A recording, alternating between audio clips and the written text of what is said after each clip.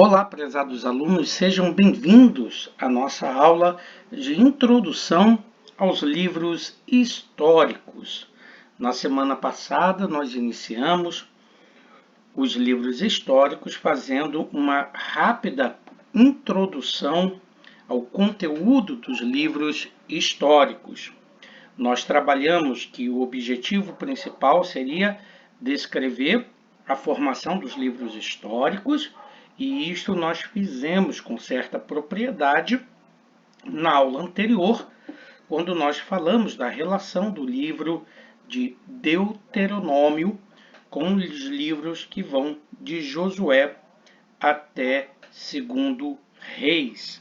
Naquela ocasião, nós fizemos a relação entre a teologia do livro de Deuteronômio com a história historiográfica do deuteronomista, apresentando como está relacionado o tema teológico de Deuteronômio e o desenvolvimento dele, consequentemente, com os livros que vão de Josué até 2 Reis. E na semana passada, nós apresentamos uma síntese dos livros históricos, no qual nós encerramos diretamente numa introdução ao livro de Josué. O que justificava o fato da gente trabalhar esse assunto é que estes livros estão repletos de teologia e conhecer, portanto, seus fundamentos históricos é indispensável para aprofundar a teologia desses mesmos livros. Nós discutimos o título e a composição dos livros históricos.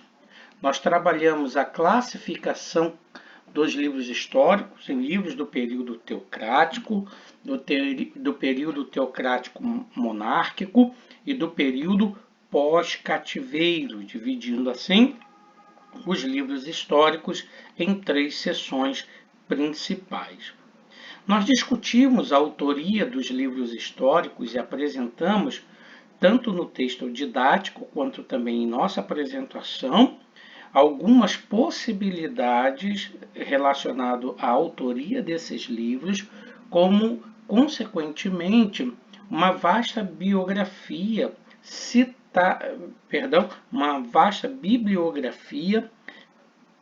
citado dentro dessas obras diretamente que serviram de fundamento e base para a narrativa que é desenvolvida. Nós trabalhamos, então, de início, uma visão geral, classificando esses livros, inicialmente apresentando uma síntese, na qual a gente pretende abordar a questão da autoria, da esfera de ação, da data e local possíveis, do propósito e tema, e também do esboço, e, na medida do possível, fazendo um breve comentário desses livros.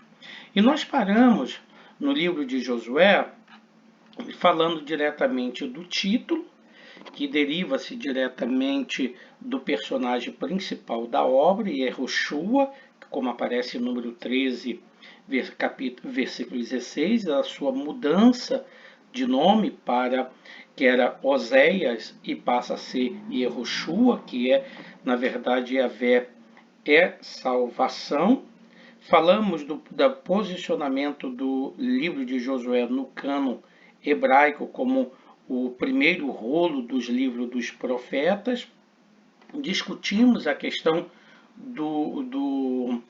de textos que fundamentam diretamente o livro de Josué, que provavelmente tenha servido de base não apenas para o livro de Josué, mas também de base para a formação de todos os demais livros históricos. Nós trabalhamos isso juntamente com as bibliografias que provavelmente serviram de fundamentação. Falamos do tema, que é o triunfo e a prova da fé de Israel, e lembra que nós falamos até mesmo de como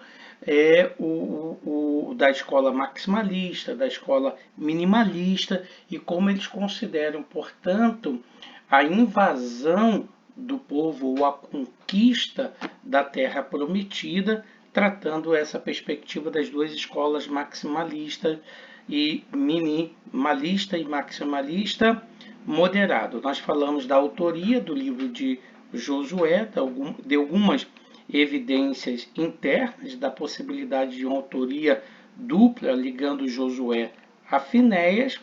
Falamos da data e local em que o livro foi escrito dentro de uma perspectiva canônica, né, relacionando com as descobertas de Tel El Armana no Egito, de Ugarit na Síria Ocidental, e principalmente a respeito das referências aos Rabirus em Canaã, próximo ao ano de 1400, e aí datamos possivelmente que o livro de Josué tivesse sido escrito entre 1400 a 1375 a.C.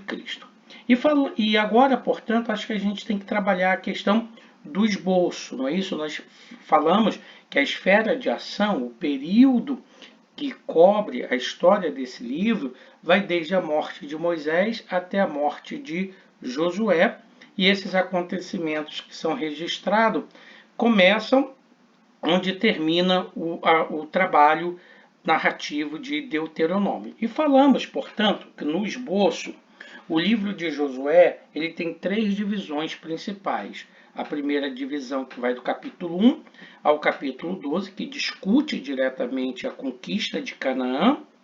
Do capítulo 13 ao 22, que trata da divisão de Canaã entre as tribos. E do capítulo 23 e 24, que trata da despedida e morte de Josué. Quando fizemos a análise, nós explicamos diretamente no primeiro momento de como a entrada do povo na terra de Canaã cumpre alguns aspectos da aliança do Senhor com o patriarca Abraão a respeito da terra prometida, citando que a promessa de uma semente, que seria o nascimento de Isaac, levou cerca de 25 a 30 anos para ser cumprida.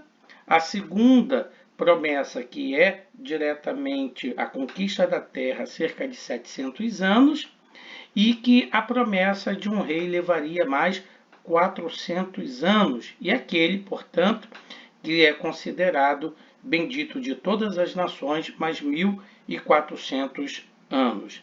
E nesse caso, no arcabouço do livro, o que se destaca? Em primeiro lugar, a vocação de Josué e sua travessia do Jordão, que é o capítulo 1.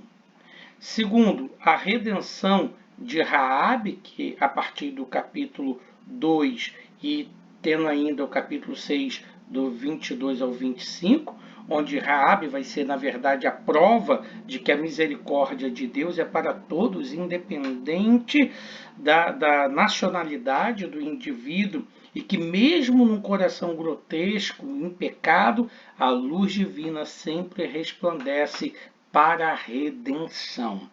E, nesse caso, o escritor aos Hebreus até mesmo salienta que Raabe foi uma salva pela misericórdia de Deus por meio da fé, é o que diz o capítulo 11, versículo 31 da Epístola aos Hebreus. E Raabe, portanto, aparece também na genealogia de Jesus, que é uma menção realmente digna de nota, isto é, existia sangue gentio na linhagem do Messias, tudo isso alcançado por meio da fé. Também se destaca o capítulo 7, que é o pecado de Acã, onde trata diretamente o perigo do pecado no seio de uma comunidade.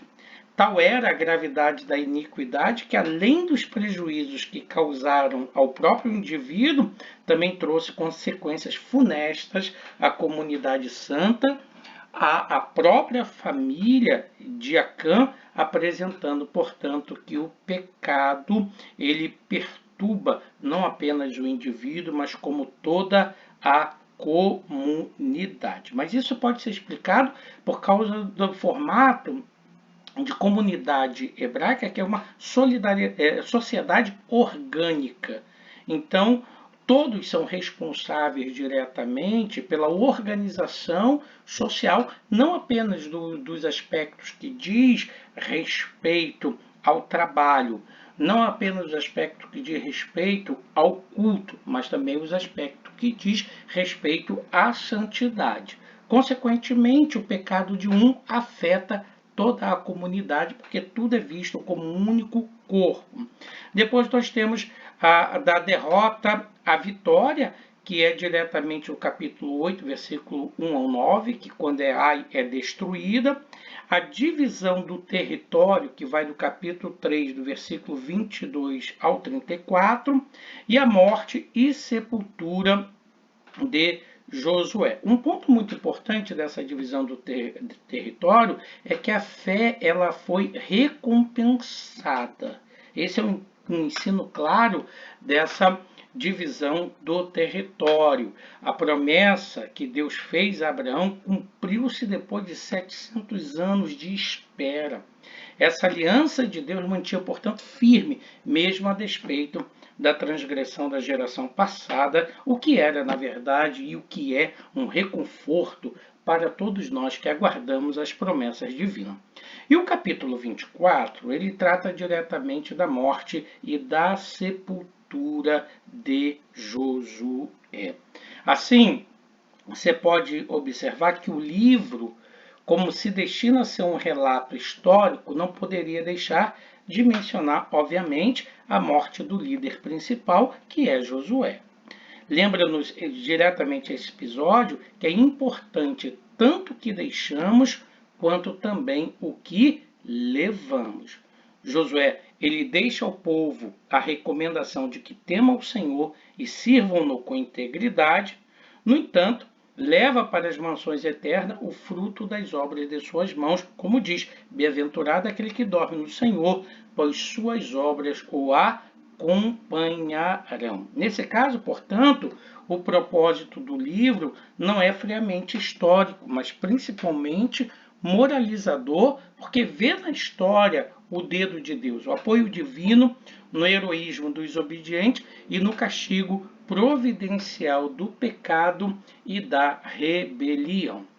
Um dos pontos que a gente tem que considerar é o fato que, com a morte de Josué, não há, portanto, uma liderança firme que o suceda à mesma medida de sua autoridade.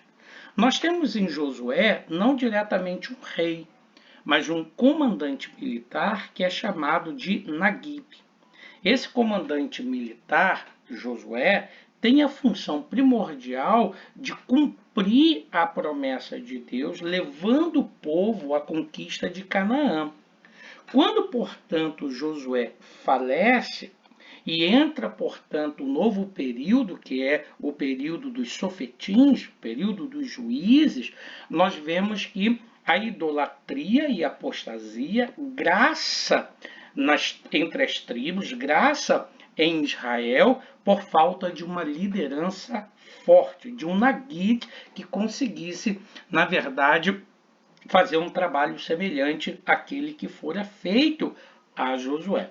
No primeiro momento, você não deve considerar que isso seja um problema, porque, na verdade, quando você lê o livro de Números e quando você lê o capítulo 13 de Josué até o capítulo 22, que fala da divisão do território, e você lembra que no livro de Números, como também no livro de Deuteronômio, as tribos foram organizadas diretamente com seus representantes, com a sua liderança carismáticas, com anciãos que eram os Zaquém, que eram homens sábios, cultos, temente a Deus, que tinham o papel de julgar e fazer cumprir a lei. Então, o povo, após a morte de Josué, não estava diretamente sem liderança. Muito pelo contrário, cada tribo tinha a própria liderança que fora outorgada diretamente dentro do período do deserto, quando o povo de Israel estava se organizando para entrar em Canaã, havia, portanto, uma liderança carismática. Então, o papel de um Naguib nacional, como de Josué, não seria mais necessário, porque diretamente o Misparrá toda a congregação de Israel, o Edá Israel, possuía diretamente seus mispará, possuía diretamente as suas famílias, os seus clãs, e esses clãs tinham diretamente os seus príncipes, sua liderança, que faria, portanto, a lei ser cumprida. Então, não houve necessariamente a necessidade de suscitar um Nagid, ou uma liderança única no nível ou ao nível de Josué, pelo fato de que essa liderança foi entregue aos Enosh, que seriam os cabeças, os maiorais das tribos, os príncipes. Então, na verdade, não fique pensando diretamente que com a morte de Josué não havia mais liderança em Israel. Não, havia sim liderança, e essa liderança estava diretamente ligado às tribos.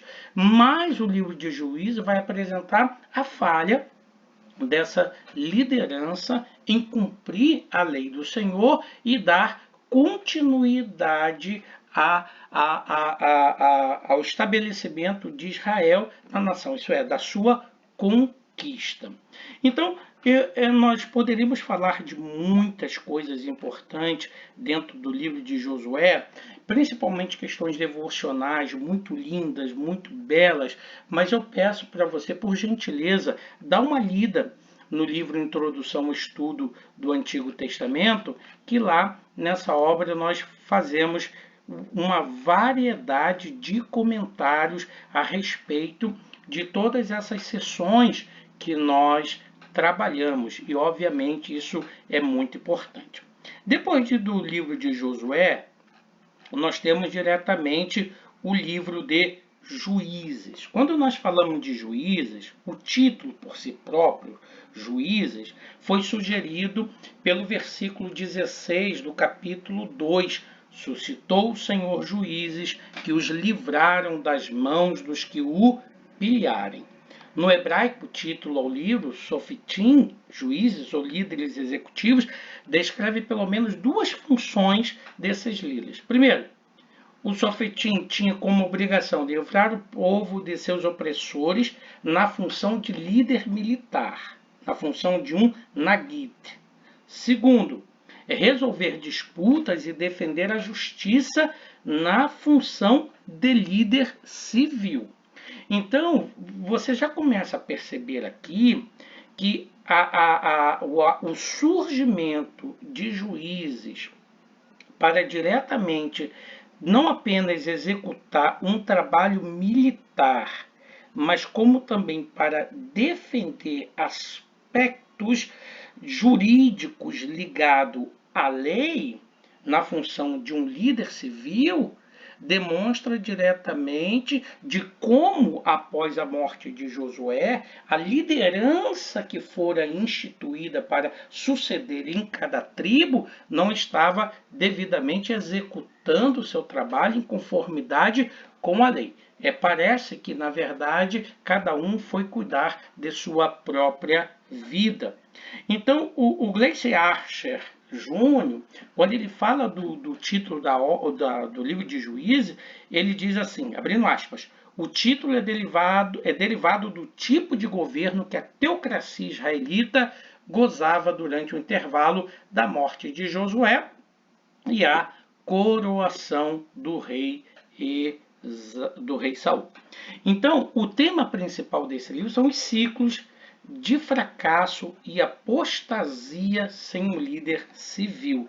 E você vê diretamente esse movimento muito facilmente dentro do livro de Juízes, principalmente nos primeiros capítulos, quando fala diretamente do pecado do povo, quando fala diretamente do sofrimento do povo por causa do pecado, da oração do povo e da libertação por meio de um juiz. Então nós temos aí 4 movimentos fundamentais dentro desse livro. O povo peca, Deus envia, portanto, nações opressoras, o povo se arrepende, Deus levanta juízes para livrar o povo.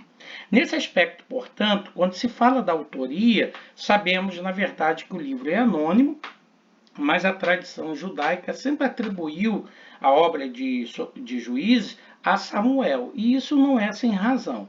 Primeiro, que ele era um escritor e educado, como você vai ver em 1 Samuel 10, 25, e a ênfase que é dada na narrativa de Juízes à tribo de Benjamim sugere que esse livro provavelmente tenha sido escrito à época do rei Saul, quando Samuel julgava, antes do nome da cidade de Jebus, como aparece em Juízes capítulo 1, versículo 21 e 19 e 10, ser mudado para Jerusalém. Se assim o for, então o livro provavelmente foi escrito entre 1375 a 1075 a.C., na terra de Canaã, provavelmente depois da morte de Sansão e depois da coroação do rei Saul, mas antes da conquista de Jerusalém por Davi, o que corresponderia aproximadamente ao ano 1350 a.C.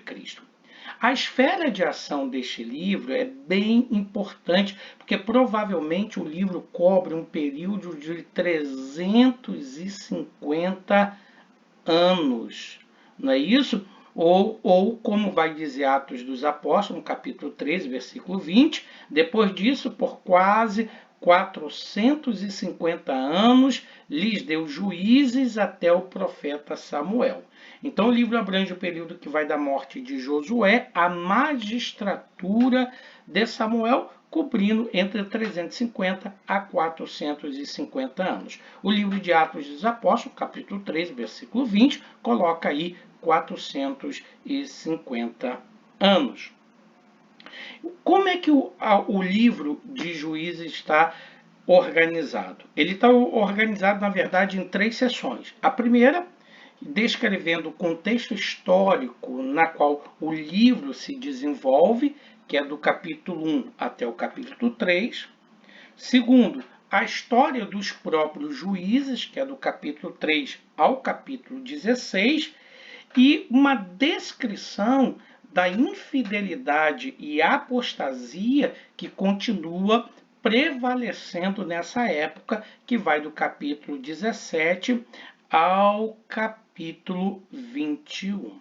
Quando nós falamos do contexto histórico, é muito importante o capítulo 21, versículo 25, que diz: naqueles dias não havia rei em Israel, cada um fazia o que achava mais reto.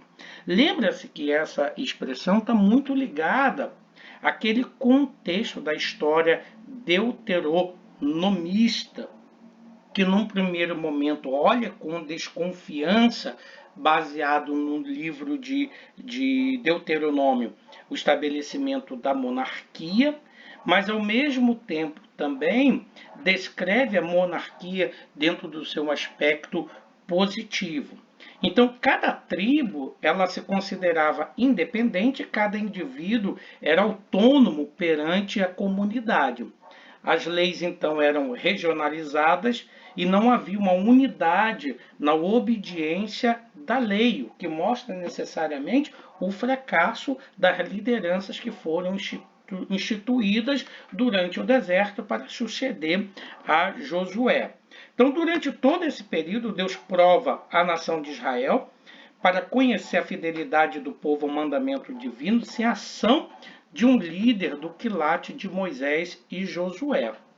Você vai observar também que no período pré-Canaã, Moisés, como líder, prepara o jovem Josué para liderar após a sua morte, mas quando o povo adentra na terra e Josué morre, não resta nenhum líder nacional, mas apenas líderes locais ligados diretamente ao clã de cada tribo. A liderança, portanto, estava sobre os príncipes de cada tribo e esses mostravam-se, infelizmente, muito tolerantes com a idolatria e a imoralidade. Nesse aspecto, portanto, os israelitas eles caíram em uma condição crônica de apostasia, como vai dizer o texto, e fez o que era mal aos olhos do Senhor. Essa expressão, ela descreve muito bem essa apostasia que reinou em Israel. E apesar de ela ser liderada por juízes, quer dizer, a nação, o povo de Israel ser liderado por juízes, Israel continua sendo uma nação teocrática, mas os juízes atuavam como se fossem quase como juízes sacerdotes ou reis sacerdotes, e a ausência de uma organização centralizada tendia para o individualismo e para o caos. É isso que diz a narrativa deuteronomista, apresentando diretamente a necessidade de um aquilatador, de alguém, portanto, que tivesse condições de unir todas as tribos. Quando se fala, portanto, do conteúdo, é muito importante verificar que o livro de Juízes é o único que registra um longo período da história de Israel. Ele descreve 3 guerras civis, 7 opressões de 5 inimigos, 7 guerras de libertação, um número de magistraturas judiciais e pacíficas e, finalmente, uma magistratura muito mal sucedida, que era a de Sansão, mas que termina com os filisteus assumindo o controle, apesar da morte de muitos filisteus. O livro, portanto, ele inicia descrevendo o fracasso das tribos, as quais deveriam ter vencido o território ao oeste do Jordão e não fizeram. Por exemplo, você vai ver no capítulo 1, versículo 19, que a tribo de Judá e Simeão fracassam. No versículo 21, a tribo de Benjamim fracassa. No versículo 29, a tribo de Efraim fracassa. No capítulo 1, versículo 27, você vai observar o fracasso de Manassés, principalmente na metade ocidental da tribo. No capítulo 1, versículo 30, você vai ver o fracasso de Zebulon. No capítulo 1, 31, versículo 31 e 32, vai falar do fracasso de Asser. O versículo 33 de Naftali e o versículo 34 do fracasso de Dan. Todas essas tribos que deveriam expulsar os cananeus da terra, muito pelo contrário, eles fazem acordos comerciais, outros colocam os cananeus para trabalhar na terra e assim dividindo o território com os cananeus, o que implicaria diretamente numa desobediência à lei de Deus. Então, quando você olha diretamente esse maravilhoso e majestoso livro, é que você vai ver aquela abordagem, o capítulo, principalmente no capítulo 1, quando vai ser dito: porquanto deixaram o Senhor e serviram a Baal e a Astarote, que era um daqueles 4 movimentos que eu disse para vocês. Essa adoração a Baal e a Astarote é um resultado diretamente de não ter eliminado diretamente os cananitas e, portanto, os israelitas foram corrompidos pelo culto idólatra. Em função dessa idolatria do pecado, Deus mandou como consequência a isso um sofrimento, que seria a opressão. Versículo 14 diz: os entregou na mão dos seus inimigos ao redor. O capítulo depois 3:9 vai descrever diretamente de como o povo clama ao Senhor e Deus, portanto, por meio desse clamor, veio o 4º movimento, que é a libertação dos juízes. Então, quando nós olhamos diretamente, nós temos uma classificação e uma forma de judicatura que é apresentada. Por exemplo, nós temos como opressores Cusã-Risataim, que passa durante 8 anos oprimindo o povo de Israel, e o juiz que se destaca é Otiniel, que acaba fazendo uma judicatura de 40 anos. Isso está lá no capítulo 3, do versículo 7 a 11. Temos Eglon, que oprime o povo durante 18 anos, e aparece um trabalho combinado de judicatura, que é Eúde e Sangar, que trabalham juntos durante 18 anos como juízes. Depois Jabim aparece para oprimir, e durante 20 anos oprime o povo de Israel, e aparece uma outra judicatura dupla, que era de Débora e Baraque, que fica durante 40 anos como nos apresenta o capítulo 4 a 5 de Juízes. Depois aparecem os midianitas, que oprimem durante 7 anos, e aí, nesse período, vai aparecer Gideão, Abimeleque, Tola e Jair. Consequentemente, cada um deles trabalhando e fazendo o exercício de judicatura em tempos específicos. Por exemplo, Gideão passou 40 anos, capítulo 6. Abimeleque passou 3 anos, capítulo 9, 22. Tola, 23 anos, capítulo 10, versículo 2. E Jair, 22 anos, no capítulo 10, versículo 3. Todos eles se defendendo contra a opressão dos midianitas. Agora, você vai observar diretamente que também teve os filisteus e amonitas que oprimiram Israel durante 18 anos. E durante esse período apareceram o Jefeté, não é isso? Que teve uma judicatura de 6 anos, capítulo 12, e Bizã, que teve uma judicatura de 7 anos, capítulo 12, versículo 8, o Elon, uma judicatura de 10 anos, que é o capítulo 12, versículo 1, e Abitom, que teve 8 anos de judicatura, que é o capítulo 12. Os filisteus também trabalharam mais uma vez oprimindo o povo sem a participação dos amonitas, como fora antes, no período de Jefeté, Ibizã, Elon e Abidom, e os filisteus também oprimiram Israel durante mais 40 anos, e é nesse período, portanto, que vai surgir a judicatura de Sansão, que leva 20 anos, capítulo 13, e a judicatura de Eli, que é um período de 40 anos, como vai apresentar 1 Samuel, capítulo 4, versículo 18. Então, durante todo esse período de Israel, cerca de 450 anos, segundo o livro de Atos dos Apóstolos, é colocado diretamente a relação de opressor, a relação do tempo dessa opressão, do juiz que se levanta contra, do tempo da judicatura desses juízes. Nós não podemos diretamente classificar e descrever cada perspectiva desses juízes, mas eu oriento a você que dê uma olhada no livro-texto, introdução ao estudo do Antigo Testamento, que é o nosso livro de nossa autoria, que nós fazemos uma descrição em pormenor de cada um desses reis aí, desses juízes, na verdade. Então, quando você olha diretamente esses livros, eu gostaria que você prestasse atenção no livro, quando a gente discute no Introdução ao Antigo Testamento a respeito do livro de Juízes, que eu coloco uma tabela apresentando diretamente como era a organização de Israel após a morte de Josué, e era, portanto, esperado que o Nashi,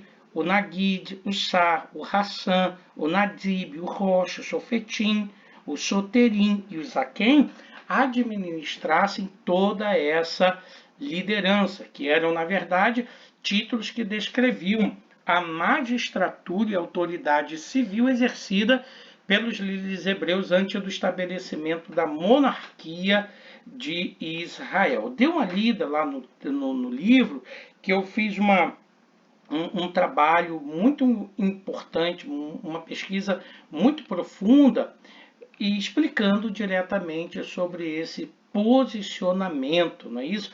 De como se desenvolve toda essa perspectiva dessa liderança e de como, portanto, os sofetins, os juízes, ultrapassam essa liderança diretamente na judicatura. Depois disso, nós temos, na verdade, o livro de Ruth, e o título, na verdade, do livro ele é dado em homenagem ao seu personagem principal, que é Ruth. Né? O nome Ruth significa amizade ou então associação, e é um dos 2 livros bíblicos que leva o nome de uma mulher, né? O outro é Esther. Ruth, ela era uma gentia que se casou com um judeu da linhagem real da promessa. O livro, portanto, é do mesmo período dos juízes, porque o capítulo 1, versículo 1 diz que é nos dias em que julgavam os juízes, e demonstra, portanto, a fidelidade e a amizade num período de muita apostasia. Tem um detalhe do Dr. Joseph Angus muito interessante, que ele diz assim, abre aspas, há nesse livro notáveis exemplos de fé, de paciência, de industriosidade, de zelo e de amabilidade, insinuando ao mesmo tempo como Deus cuida especialmente do que nos interessa e convém, tirando mesmo o bem do que nos parece mal.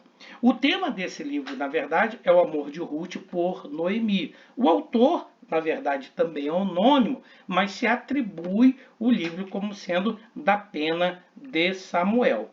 A data em que o livro foi escrito, seguindo o contexto canônico, é 1340 a.C., aproximadamente em Canaã. Embora, na verdade, esses acontecimentos do livro datem do período dos juízes, o livro provavelmente foi escrito anos depois, pois o autor se sentiu obrigado a explicar alguns costumes que já não eram praticados, como aquele de descalçar o sapato para fazer uma permuta em Israel. Essa permuta, portanto, é a permuta que está ligado à lei do levirato. E eu peço para você dar uma lida no capítulo 6 do meu livro A Família no Antigo Testamento, que lá eu tenho um capítulo maravilhoso a respeito da lei do levirato e eu explico muitos detalhes aqui culturais relacionados ao livro de Ruth, capítulo 4, versículos 6 ao 8. Então, como esfera de ação, o livro acaba abrangendo um período aproximado de 10 anos e provavelmente, olha, muitos autores supõem que essa história tenha ocorrido durante a época de Gideão. Então, eu estou aqui repetindo para você diretamente os estudos de alguns autores que consideram que esse livro de Ruth tenha sido escrito na época de Gideão. O livro também está dividido em 3 partes fundamentais. Primeiro, é o apego de Ruth a Noemi, que é o capítulo 1. Segundo, é mostrar o relacionamento entre Ruth e Boaz, que é o capítulo 2 e 3. E quarto é o próprio casamento de Ruth, que é o capítulo 4. Qual seria, portanto, o objetivo principal desse livro? Fica claro que um dos propósitos principais desse livro é descrever a geração de Davi, apresentando claramente o fato de estar uma estrangeira pertencente a uma raça odiada na linha dos seus antepassados. Mateus, capítulo 1, versículo 5, você vai perceber o fato de ter sido Boaz, marido de Ruth, descendente de Raabe, e ali na genealogia mateana são apresentados esses 2 sangues gentios dentro da genealogia. Dessa forma, o desígnio de Yahvé mostra superior ao preceito positivo, como aparece em Deuteronômio 23:3, enquanto os fatos indicam, do modo expressivo, a universalidade do reino de Deus e prefiguram a vocação dos gentios. Viu, gente? Eu tenho um artigo meu lá no meu blog que eu falo sobre os gentios na Bíblia. E eu oriento para você que dê uma olhada nesse artigo, que eu vou começando desde Gênesis até as viagens missionárias de Paulo, quando ele começa a anunciar o evangelho da incircuncisão aos gentios, eu vou mostrando de como dentro do Antigo Testamento Deus sempre mostrou-se interessado em resgatar, salvar os gentios por meio da obediência do seu povo à lei. Dá uma olhada nesse artigo muito interessante que eu não tenho tempo aqui para descrever. Então, quando você analisa que existe dentro do Antigo Testamento uma teologia na qual apresenta-se a salvação dos próprios gentios, você vai perceber diretamente que o fato de ter gentios dentro da linhagem de Davi e, consequentemente, de Jesus, cumpria, na verdade, um propósito soteriológico já descrito nos anais do Antigo Testamento. Então, esse livro vai apresentar uma genealogia parcial de Davi e mostra que havia sangue gentio na linhagem de Jesus.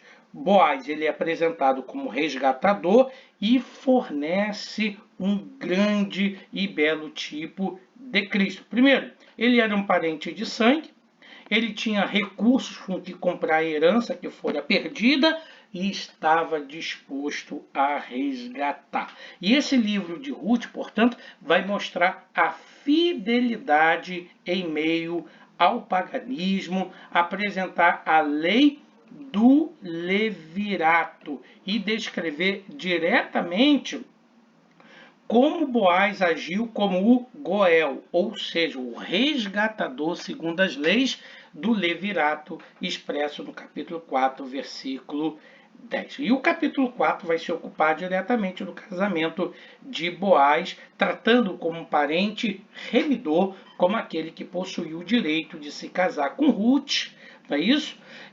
Portanto, um parente se abdica do direito e passa esse direito a Boaz. E o motivo ficou claro que para ele não comprometer a sua herança. Então, após diretamente esse casamento, segue-se o relato da genealogia da qual procede a Davi, que está no capítulo 4, versículos 17 ao 22.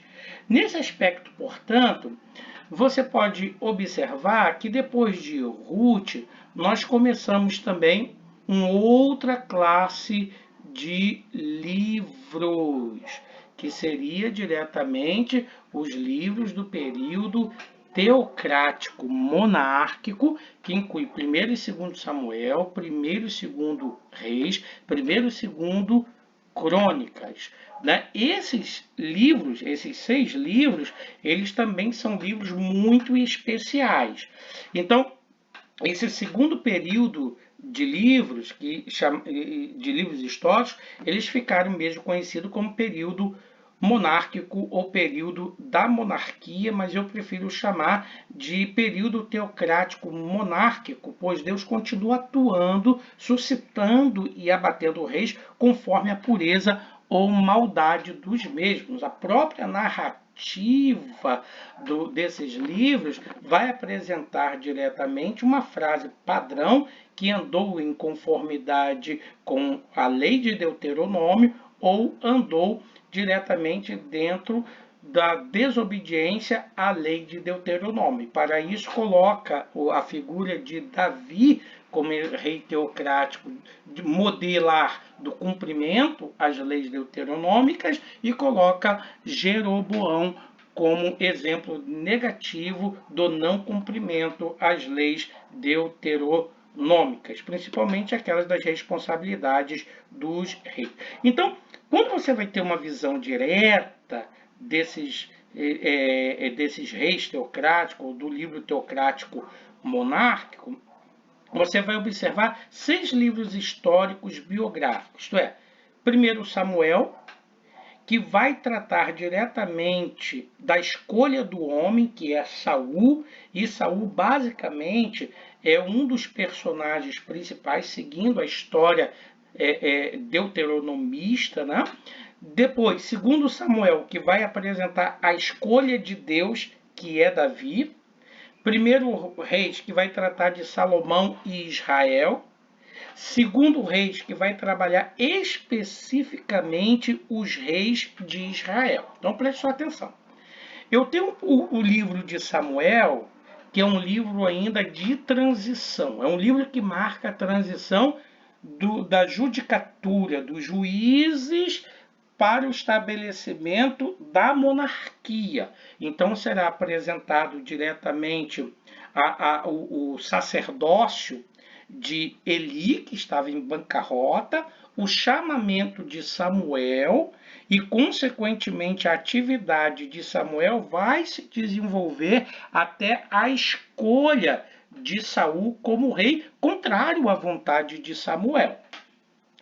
Segundo Samuel, na verdade, vai apresentar diretamente o desenvolvimento da história de Saul, concomitante com a de Davi, até a ascensão de Davi como rei. E o livro de 1 Reis vai mostrar principalmente a relação de Salomão e Israel. Então, o que nós temos diretamente? Alguns livros que cuidam especificamente da monarquia unida, que enquanto está Davi, Samuel e Salomão vivos, a monarquia está centralizada, se bem que, embora a Bíblia chama Saul de Meleque, de rei, contudo ele agiu, embora rei, ele agiu mais como Naguib, como líder militar e diretamente Saul era um indivíduo levado ao talante das circunstâncias. Né? Para você ter uma ideia da revolução do gado, né? Ou da revolução da boiada.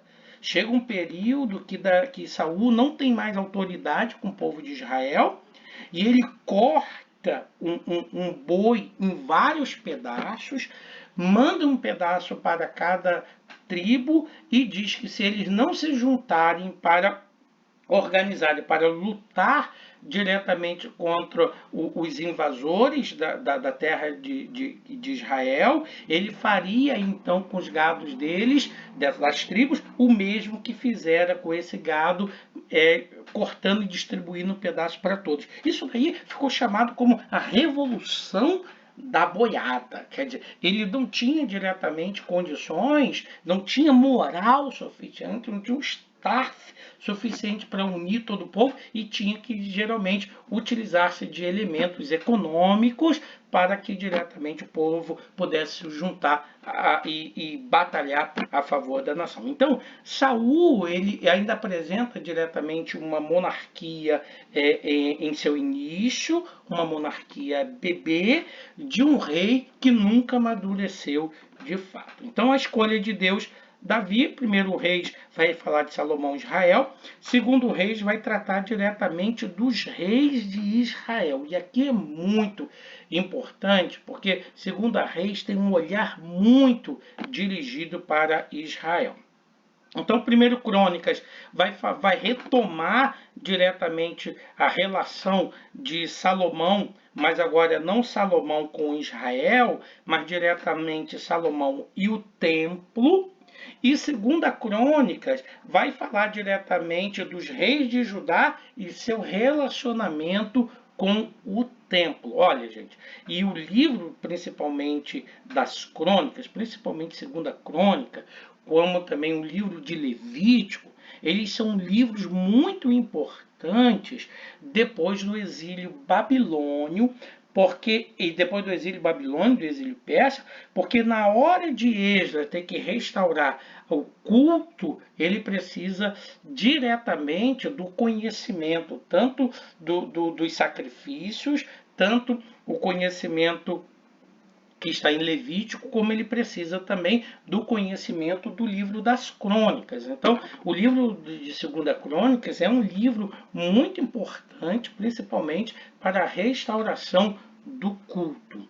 Então, esse período chamado teocrático monárquico, ele pode ser dividido para uma melhor compreensão didática, além do que eu já falei, da seguinte ordem. Primeiro, transição e monarquia unida, que vai ser diretamente essa questão do livro de Samuel, do primeiro livro de Samuel, não é isso? A monarquia, que vai incluir 1 Samuel, a 2 Samuel e 1 Reis. Depois a monarquia dividida e reis de Israel, que vai trabalhar diretamente o reino do norte, e reis de Judá, que vai estar ligada diretamente ao reino do sul.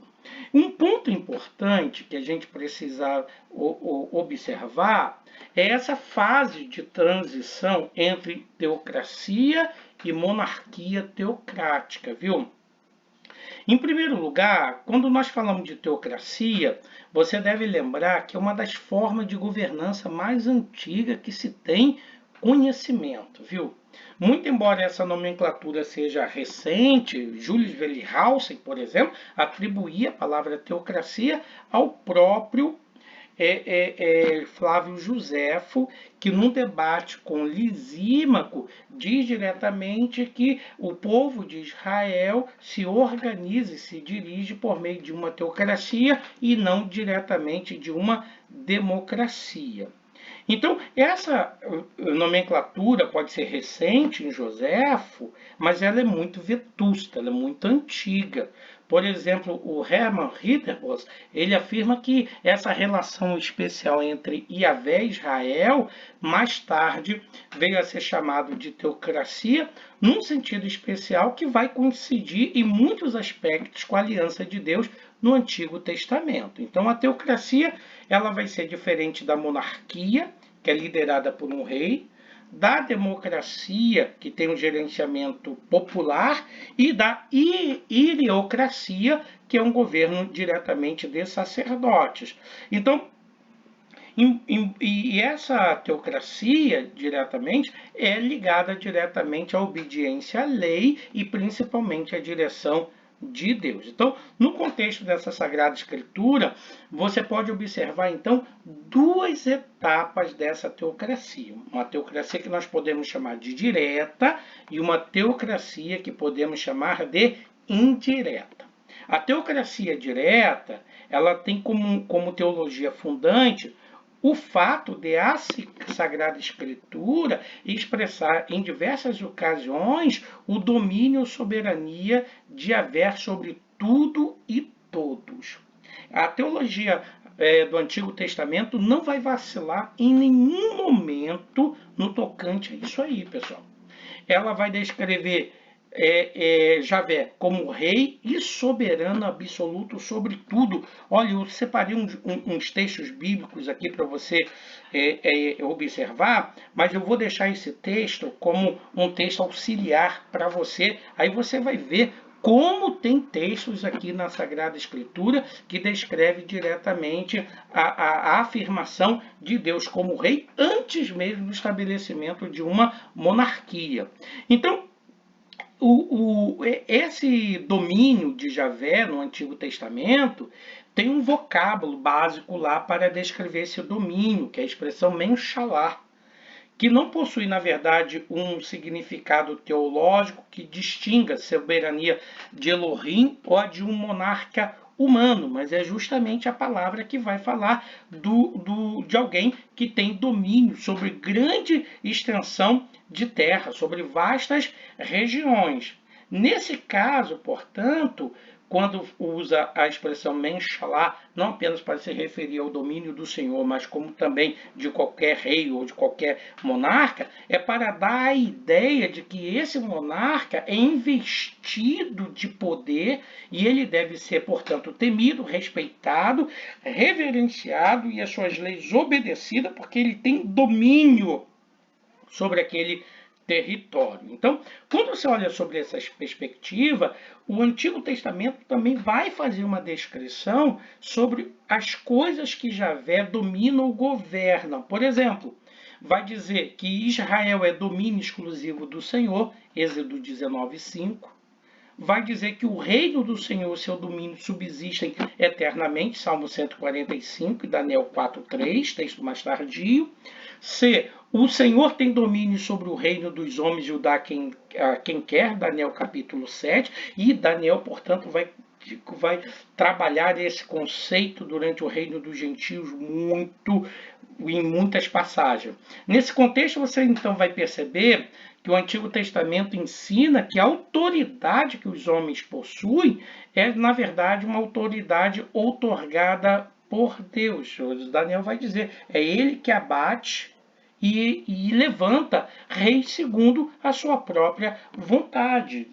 Na perspectiva teológica do livro de Daniel, Nabucodonosor é rei porque Deus o levantou, mas Deus também o abaterá e colocará sobre ele um outro rei, que vai diretamente àqueles conceitos que vocês já conhecem da Babilônia, dos Medo e Persa, e vai colocar diretamente Ciro, descrevendo diretamente como seu ungido. Quando chegar a esse ponto, a gente fala sobre essa perspectiva de Ciro ungido, porque no primeiro momento, essa expressão ungido, Mexiá, que lá aparece, ela não é uma expressão propriamente judaica, né?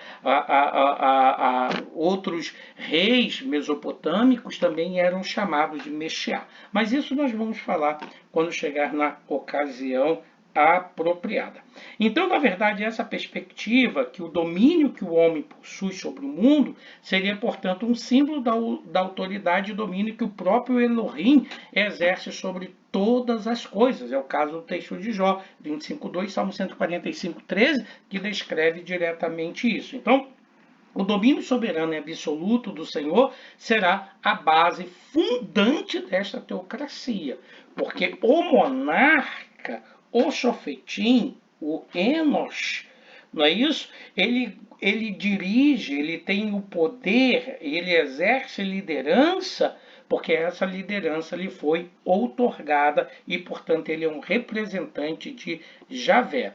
Nesse caso, portanto, Javé elege e vocaciona segundo o seu domínio e poder soberanos, e entre tantos outros exemplos, Deus organiza, controla, dirige o povo eleito através de leis e líderes carismáticos, e deste modo, na verdade, o povo de Israel é a totalidade dos eleitos reunidos na presença de Javé para prestar culto, adoração e reverência, constituindo-se reino de sacerdote e nação santa, conforme Êxodo 19:6. Então, da era patriarcal, final da era pré-monárquica ou teocrática, fala-se profeticamente de um descendente, Gênesis 12:7, confira com Gálatas 3:16, de um cetro, Gênesis capítulo 49, versículo 10, de um profeta, Deuteronômio 18:15, para tempos futuros, assim também como um lugar que o hebraico chama de Macom, que tanto vai designar a terra como também o povo,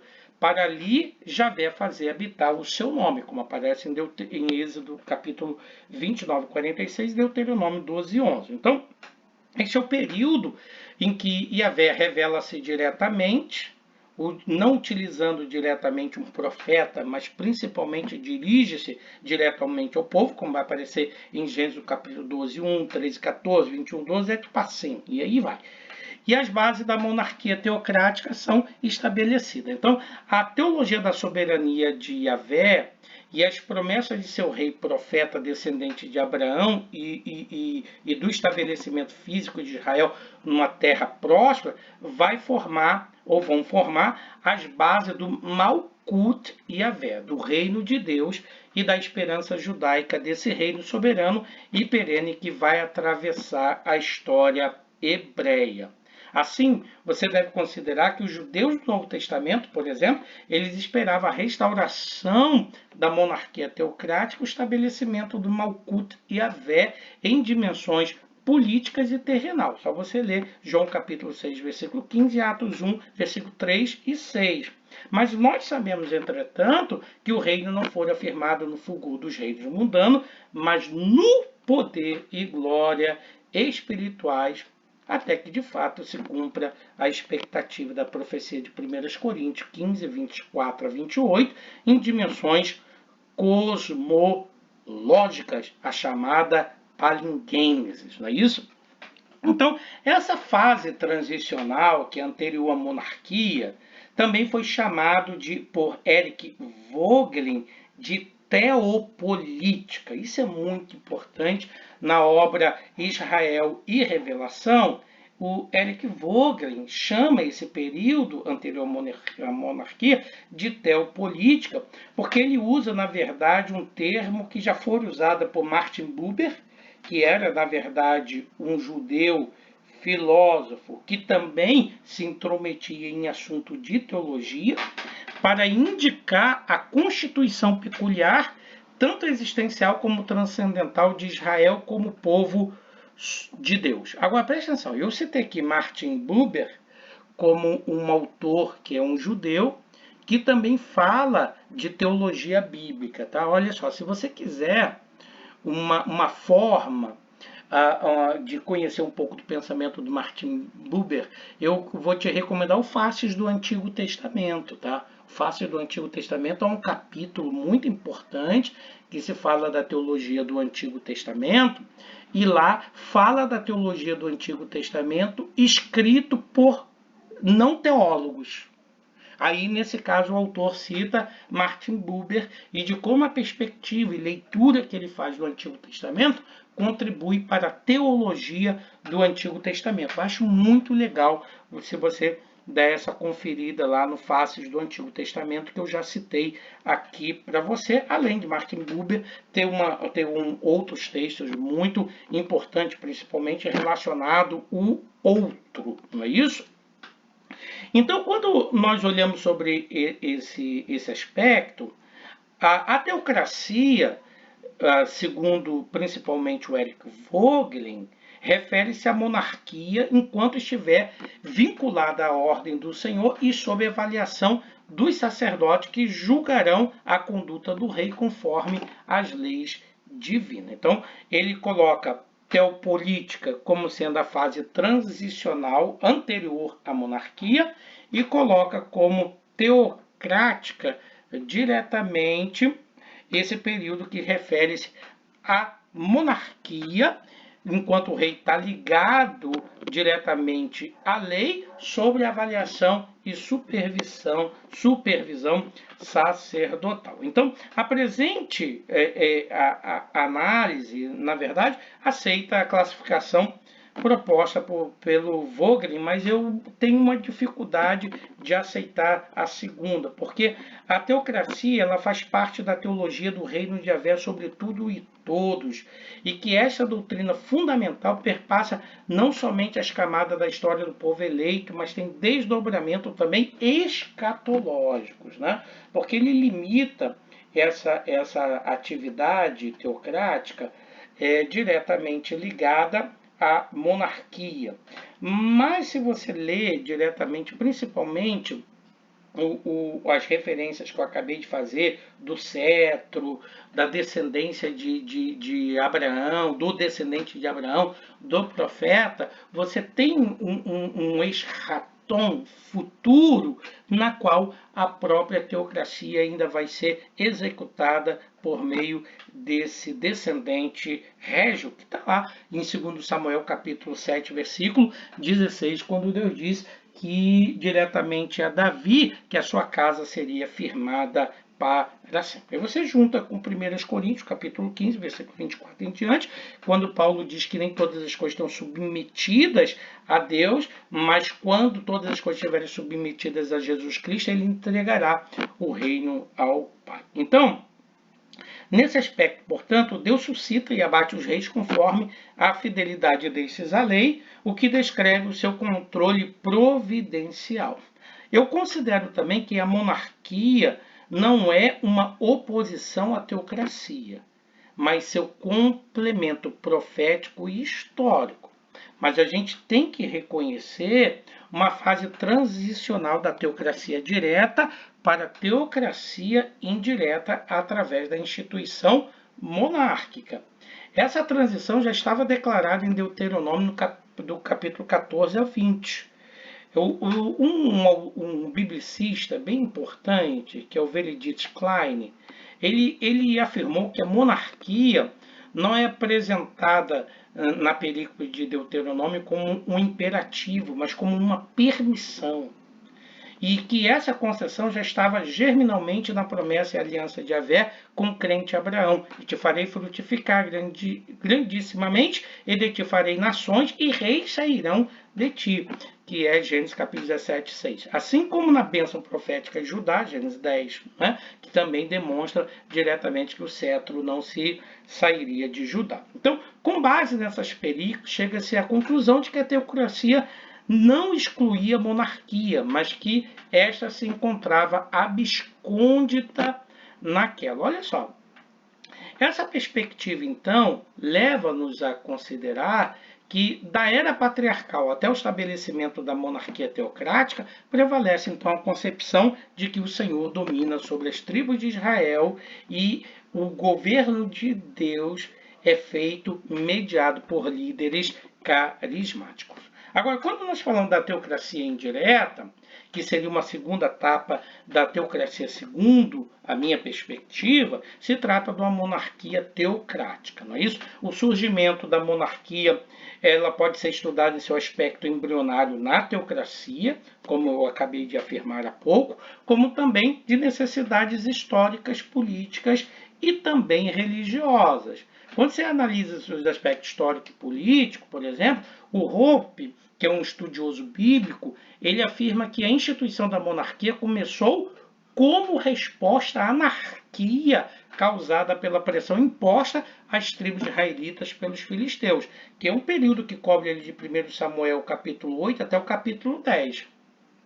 Essa afirmação do Hoppe, eu considero ela muito verossímil, mas também não é menos verdadeiro que a sucessão dos fatos da monarquia emergente estava providencialmente sob o controle do Senhor. Havia monarquia, essa monarquia tinha necessidade de que as tribos se organizassem para enfrentar a ameaça filistina e, como vai dizer o próprio Julius Wellhausen, tais uniões temporárias, abrindo aqui um texto do Wellhausen, tais uniões temporárias estabelecidas sob o controle dos generais foram o primeiro passo para a unificação duradoura sobre a autoridade de um rei. Fecha aspas. Então, nesse caso, cansados dos sucessivos e transitórios sofretins, as lideranças das tribos vão recorrer ao velho profeta e juiz para que seja sagrado um rei, obviamente, para unir essa confederação tribal e, obviamente, organizar um exército sobre a liderança não de um Naguib, de um líder militar, mas de um monarca, de um rei, como nos apresenta o 1 Samuel 8:20. Mas me parece que também eles temiam que, após a morte do sacerdote Samuel, os filhos deles, que já eram conhecidos por sua corrupção, acabassem assumindo a liderança. E na iminência de que a liderança teopolítica caísse em mãos sacrílegas, inconformado com a crise política e religiosa que se estabeleceu, obviamente os líderes das tribos se congregaram em Ramá com Samuel para solicitar um rei. Você conhece diretamente essa passagem, não é isso?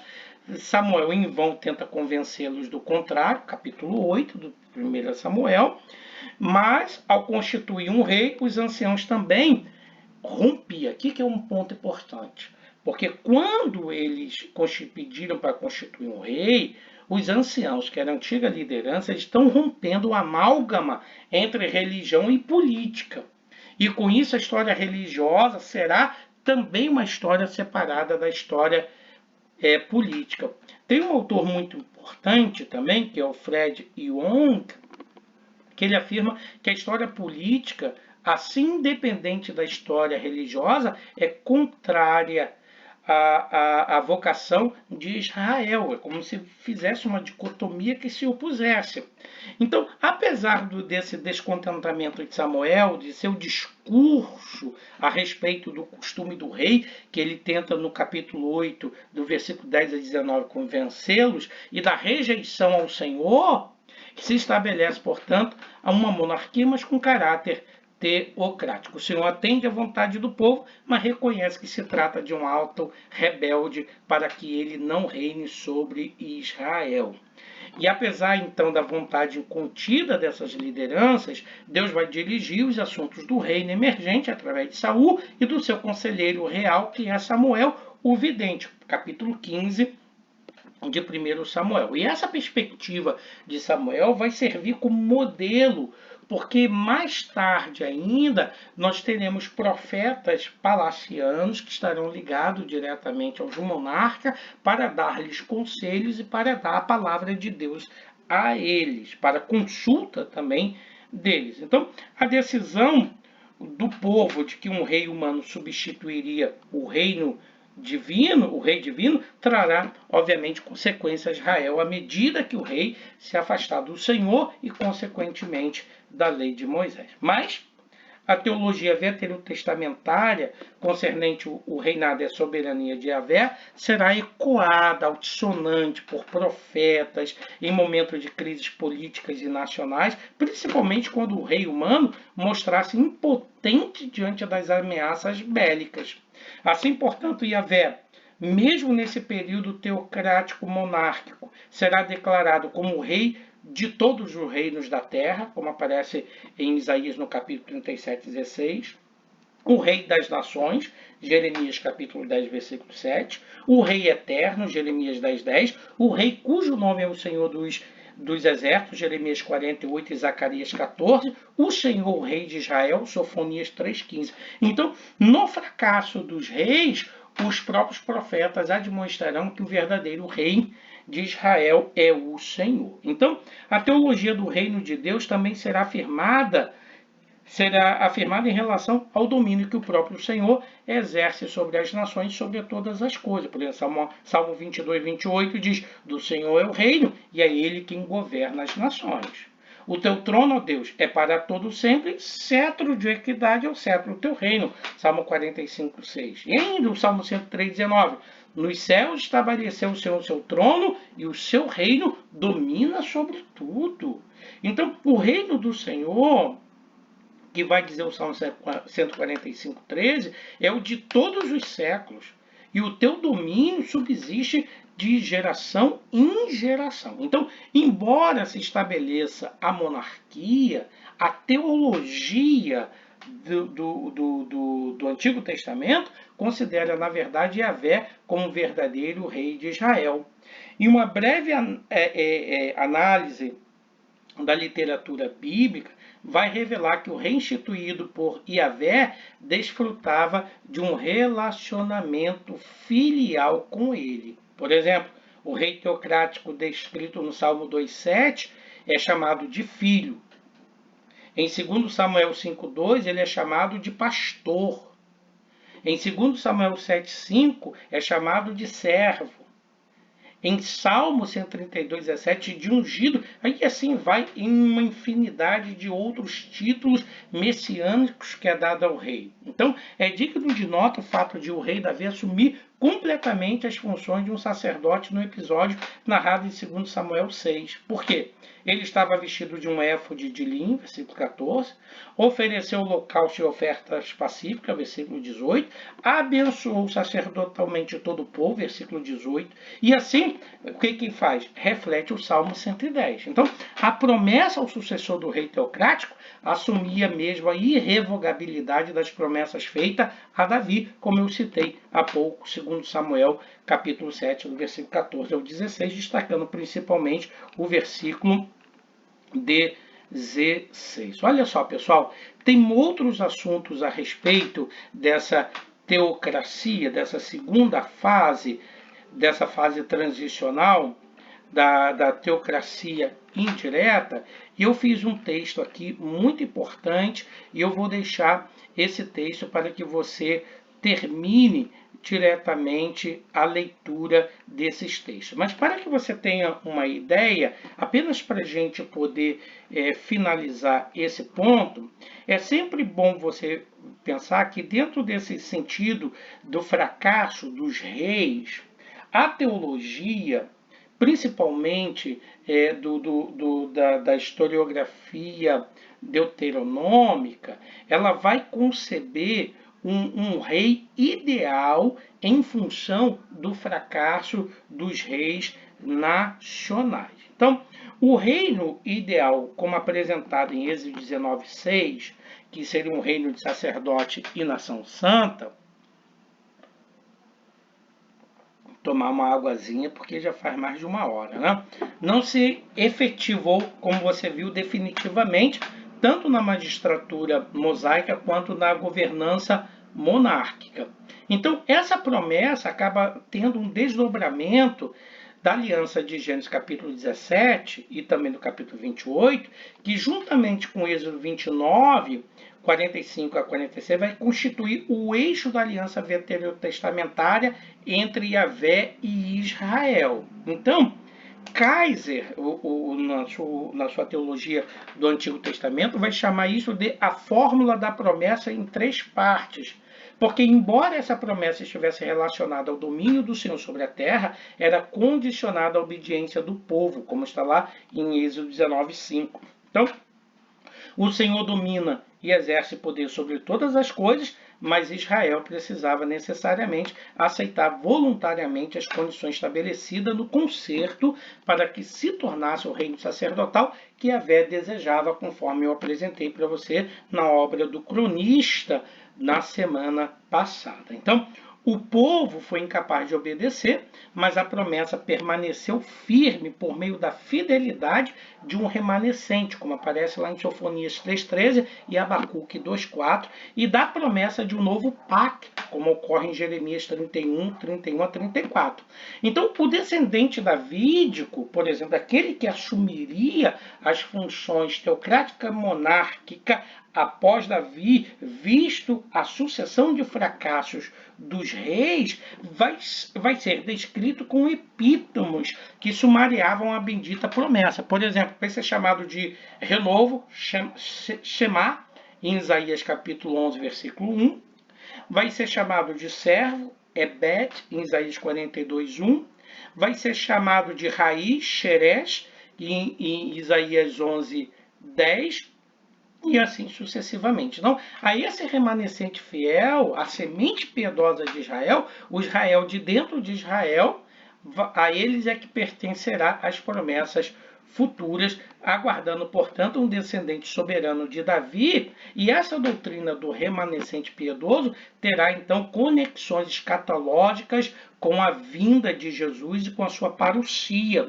Não é isso? Sobre os remanescentes é que o Senhor reinará eternamente, de acordo com o profeta Miqueias, capítulo 4, versículo 7. Então, o remanescente já está presente no período monárquico, 1 Reis 19, 17 a 18, mas transcende a realidade histórica, assumindo também dimensões escatológicas, como vai dizer Isaías 8:15 a 18, Sofonias 2:3 a 9, Miqueias 4 e Amós 9, 8 a 10, justamente por causa do fracasso da monarquia. Então, todo israelita nascido nesse contexto veterotestamentário, ele possuía direitos e deveres dentro da aliança que for estabelecida no Sinai. Então, o fato de um indivíduo nascer israelita era compulsório, mas a aceitação ao novo concerto ligado a esse renovo, a esse Ebed, é uma decisão e uma escolha voluntária. Esse ponto aqui é muito importante para entender o diálogo com Jesus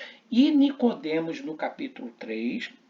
É muito importante para entender a razão pela qual Jesus diz que antes que Deus pode suscitar das pedras filhos a Abraão, é dentro desse contexto aqui. Então, enquanto o antigo pacto fundamentava-se na exterioridade, gravado na pedra, o novo será na interioridade, isto é, a lei do Senhor será escrita no coração. Então, o pacto sinaítico obrigava o israelita a obediência restrita à lei. Não é isso? O jugo do novo concerto não será imposto, mas deve ser acolhido voluntária e positivamente, como vai dizer Mateus no capítulo 11, versículo 28 e 30. Não como uma imposição como foi o antigo pacto, mas como uma escolha gratuita do indivíduo. Esse novo concerto, portanto, ele está para realizar-se plenamente, como vai dizer Jeremias 31, 27, Ezequiel 11, 19, Hebreus 8, do 8 ao 13. E sua completa efetivação só será possível por meio da obra salvífica de nosso Senhor Jesus Cristo, da ação nutética do Espírito Santo, conforme apresenta 1 Coríntios 11, 25 e Hebreus 9, 15. Portanto, você deve entender que a base para a compreensão do reino de Deus nas páginas neotestamentárias encontra-se diretamente ligada às passagens do Antigo Testamento que eu acabei de lhe dizer. E é muito importante de que quando nós temos o encerramento do cano judaico e o início do cano cristão, principalmente naquele período que nós já falamos, que é o período dos Seleucidas, em que o povo de Israel estava sob domínio dos gentios, onde se desenvolvem as literaturas aquelas literaturas maravilhosas que são as apócrifas e pseudepígrafes, que tinham propósitos muito extraordinários, elas não estavam tratando mais do Messias, mas elas, na verdade, apontam diretamente para o messianismo implícito do povo judeu, viu, gente?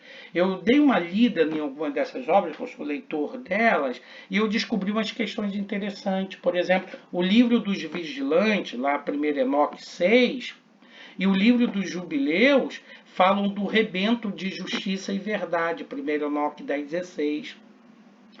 O 62,8 fala de uma congregação dos eleitos e santos, fala dos justos, os escolhidos do mundo e o rebento reto, que é muita a referência específica seja Abraão e a seus descendentes escolhidos. Então, no livro de Jubileus é dito que Deus é rei. A bênção de Isaac, onde o descendente de Judá será soberano e livrará e redimirá Israel, aparece no Jubileus 31:18. Fala-se de rebento de justiça, de semente santa, no livro de Jubileus 12:26.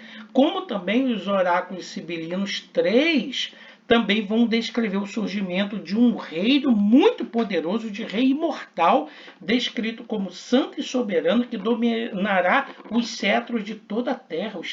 São os textos 48 e 49.